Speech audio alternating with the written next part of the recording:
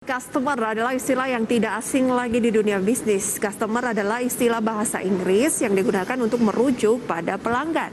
Secara spesifik, customer adalah seseorang yang terbiasa untuk membeli barang pada suatu toko tertentu.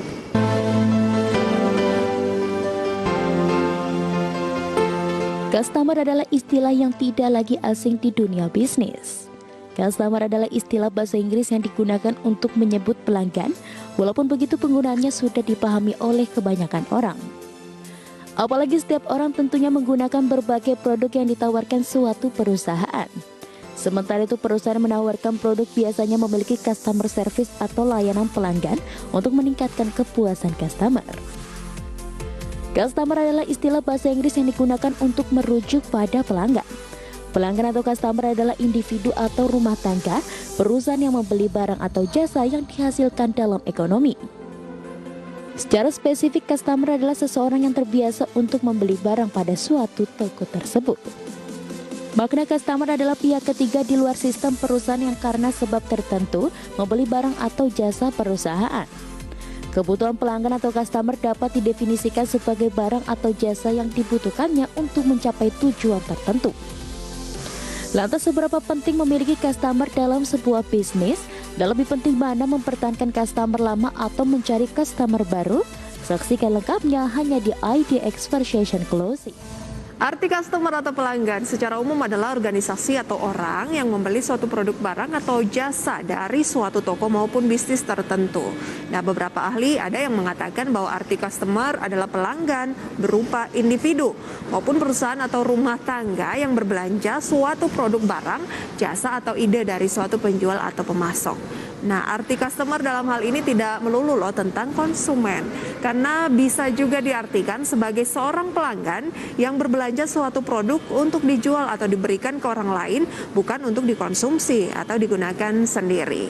Nah, selama ini saya juga sudah menjadi pelanggan ya pemirsa, tentunya di beberapa toko tertentu yang menurut saya sesuai dengan kriteria yang saya butuhkan. Tentunya Anda juga demikian, kan lebih senang berbelanja di sebuah toko yang melulu terkadang itu saja gitu, karena sudah nyaman, sudah lebih paham tempatnya di posisinya di mana dan sebagainya. Nah, saat ini perusahaan pada umumnya akan menggolongkan arti customer sebagai aset perusahaan yang harus selalu eksis, karena mereka lah yang nantinya akan membelanjakan uangnya untuk membeli produk dari sebuah perusahaan tersebut. Nah, dalam hal ini arti customer adalah pembeli produk barang atau jasa. Tapi kenapa customer harus digolongkan sebagai suatu aset perusahaan ya? Jawabannya sederhana, karena customer mampu memberikan keuntungan untuk perusahaan. Adanya istilah customer adalah raja, memang sangat benar. Karena tanpa kehadiran customer yang membeli produk, maka perusahaan tentu bisa bangkrut pemirsa. Untuk itu, hampir seluruh perusahaan produsen pasti akan menjadikan customer sebagai aset berharganya. Karena kalau tidak pemirsa ya yang terjadi akan sebaliknya.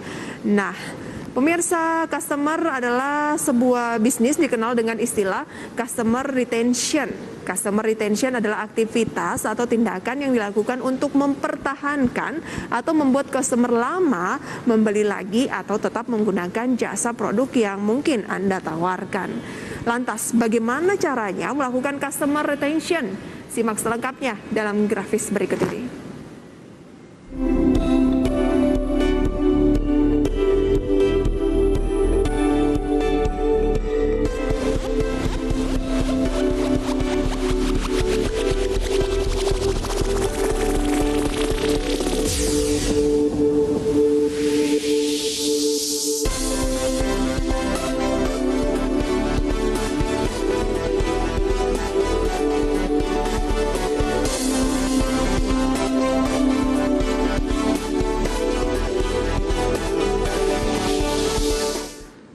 Ya, mencari customer baru membutuhkan biaya 6 sampai 7 kali lipat pemirsa dibandingkan dengan mempertahankan customer lama. 5% peningkatan aktivitas customer retention dapat membuahkan 25 sampai 95% peningkatan keuntungan. Nah, selain itu, semua orang menyukai hari misalnya ulang tahun. Hari ulang tahun adalah hari untuk merayakan dan merasa istimewa nih dan menikmati hadiah dari hari ulang tahun tersebut.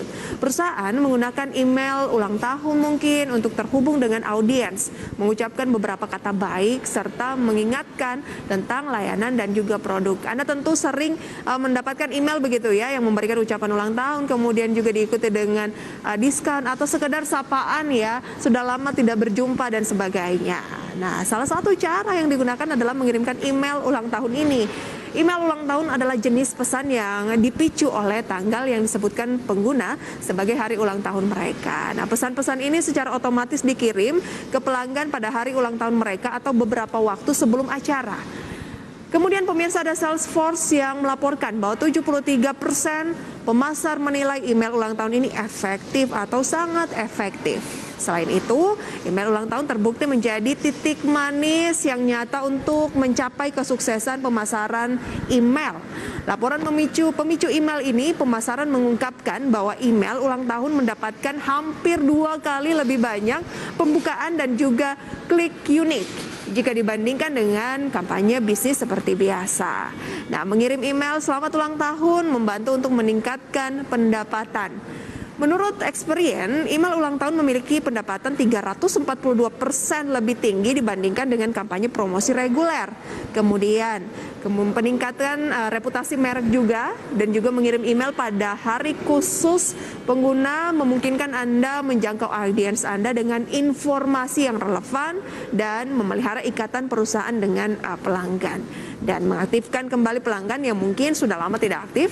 Dan karena email ulang tahun sangat dipersonalisasi, bahkan pengguna yang tidak terlibat akan senang mendapatkan email yang disesuaikan dengan kepribadian mereka. Email ulang tahun harus dirancang nih dengan lebih ramah, kemudian hangat dan juga menyenangkan.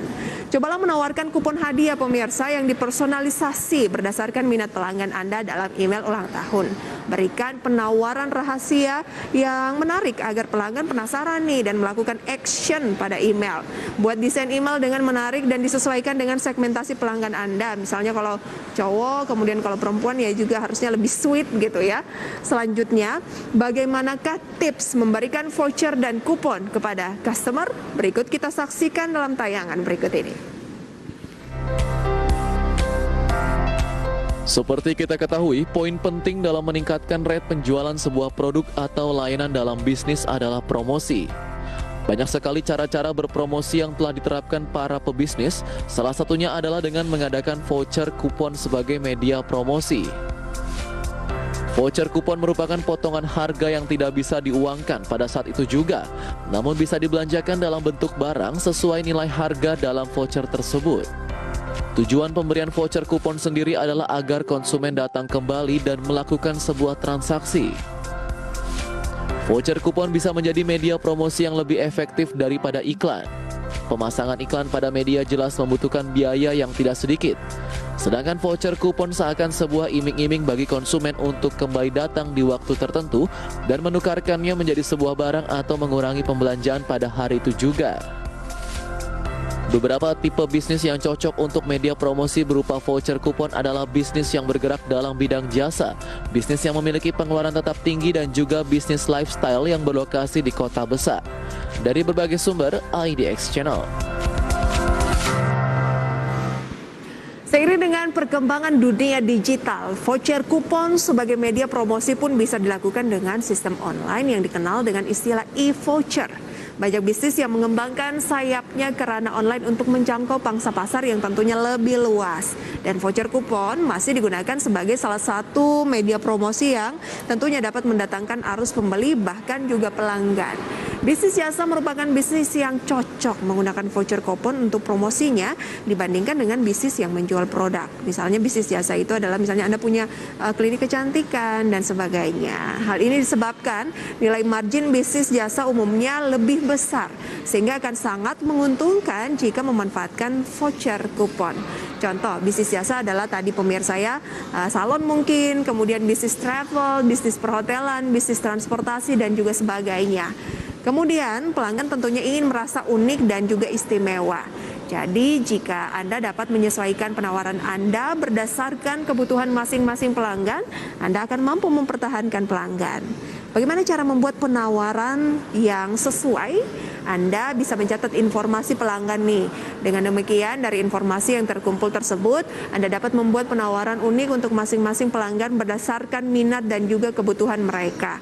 Misalnya, diskon 10% bagi yang berulang tahun di bulan Oktober, atau gratis 1 gelas kopi untuk pelanggan yang sudah membeli 5 gelas kopi dalam periode tertentu. Selain menawarkan voucher dan juga diskon, Anda dapat membuat kompetisi nih atau lomba berhadiah yang bisa menjadi strategi lain untuk mempertahankan pelanggan Anda. Lalu bagaimana ya mengadakan kompetisi dan lomba berhadiah bagi pelanggan? Selengkapnya dalam grafis berikut ini.